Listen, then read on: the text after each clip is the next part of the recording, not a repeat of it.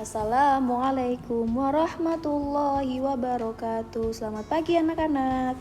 Hari ini kita akan belajar tentang materi interaksi manusia dengan lingkungannya. Kelas 5, tema 4, subtema 1. Interaksi manusia dengan lingkungannya. Interaksi kemarin apa ya penjelasannya? Ya, interaksi adalah hubungan timbal balik. Nah, kalau interaksi manusia dengan lingkungannya berarti hubungan timbal balik manusia dengan lingkungannya. Tujuan interaksi manusia dengan lingkungannya adalah untuk mendapatkan sumber daya alam. Sumber daya alam dimanfaatkan untuk memenuhi kebutuhan hidup manusia.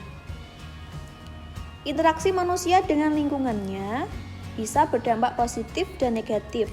Dampak positifnya yaitu terpenuhinya kebutuhan hidup dan lingkungan terjaga kelestariannya. Sedangkan dampak negatifnya adalah lingkungan menjadi rusak dan dapat menyebabkan bencana. Berikut adalah contoh interaksi manusia dengan lingkungannya. Interaksi manusia dengan lingkungannya yang berdampak positif, contohnya adalah pengambilan sumber daya alam dengan bijak. Dengan cara tebang pilih tanam, kemudian reboisasi dan terasering. Untuk reboisasi pengertiannya adalah penanaman pohon kembali, sedangkan terasering yaitu teras-teras yang berbentuk mirip tangga pada lahan miring yang bertujuan untuk mengurangi kemiringan sehingga memperlambat aliran air supaya longsor dapat dicegah. Jadi terasering itu merupakan salah satu metode tanam yang digunakan pada daerah gunung, pegunungan ya. Jadi tanamannya itu berbentuk seperti mirip tangga bentuknya. Kemudian interaksi manusia dan lingkungannya yang berdampak negatif contohnya adalah pengambilan sumber daya alam tanpa memperhatikan kelestarian lingkungan, misalnya penggundulan hutan dan pembakaran hutan. Interaksi sosial dalam pembangunan sosial budaya. Pembangunan sosial budaya adalah suatu proses perubahan sosial budaya yang bertujuan untuk meningkatkan taraf hidup masyarakat atau untuk mensejahterakan masyarakat secara keseluruhan. Pembangunan sosial budaya dilakukan dalam beberapa aspek antara lain pembangunan dalam aspek bahasa sebagai identitas bangsa, kemudian pembangunan dalam aspek adat istiadat dan tradisi, dan yang terakhir adalah pembangunan dalam hubungan manusia dengan alam.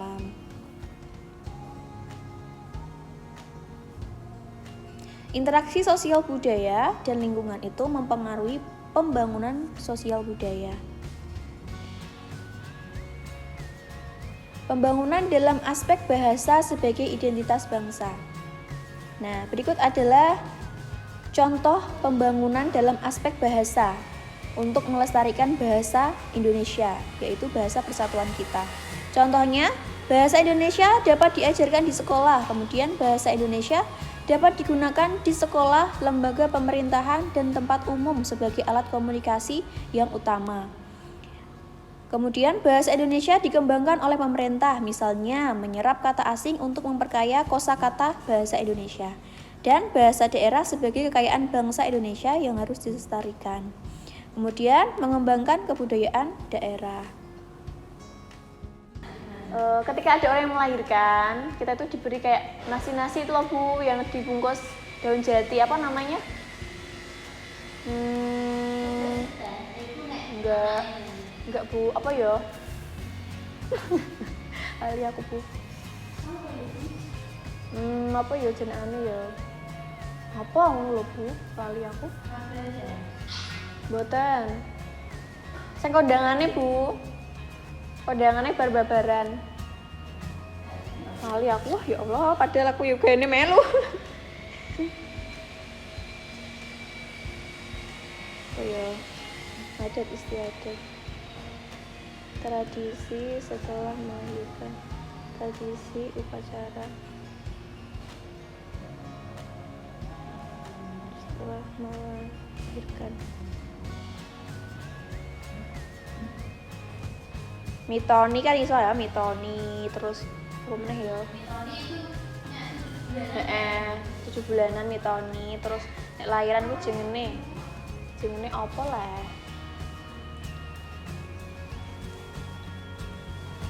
upacara yang dilakukan masyarakat Pati ketika ada warga yang baru melahirkan.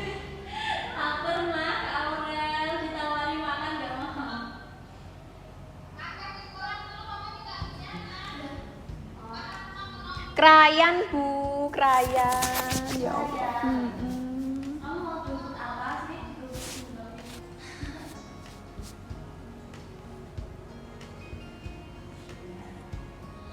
Oke, selanjutnya adalah pembangunan dalam adat istiadat atau tradisi. Contoh pembangunan dalam adat istiadat atau tradisi bisa dilakukan dengan cara melestarikan adat istiadat di suatu daerah, misalnya melakukan upacara. Nah, dalam hal ini kita masyarakat Pati, daerah Pati anak-anak, biasanya melakukan tradisi kita, diantaranya itu sambatan ya. Sambatan itu merupakan gotong royong yang dilakukan oleh masyarakat desa ketika ada tetangganya yang sedang membangun rumah ya, jadi gotong royong. Kemudian setelah sambatan ada juga yang namanya mitoni. Nah, mitoni ini khusus untuk ibu hamil yang berusia 7 bulan, usia kehamilannya. Nah, untuk mitoni ini biasanya ada yang namanya siraman ya anak-anak ya.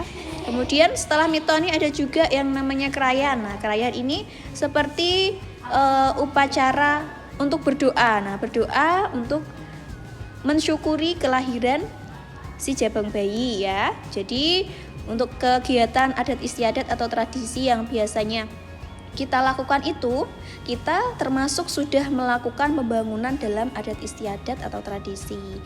Contoh yang kedua, misalkan ya, melaksanakan norma-norma yang terdapat dalam suatu adat istiadat yang ada di lingkungan RW, RT, dan desa setempat.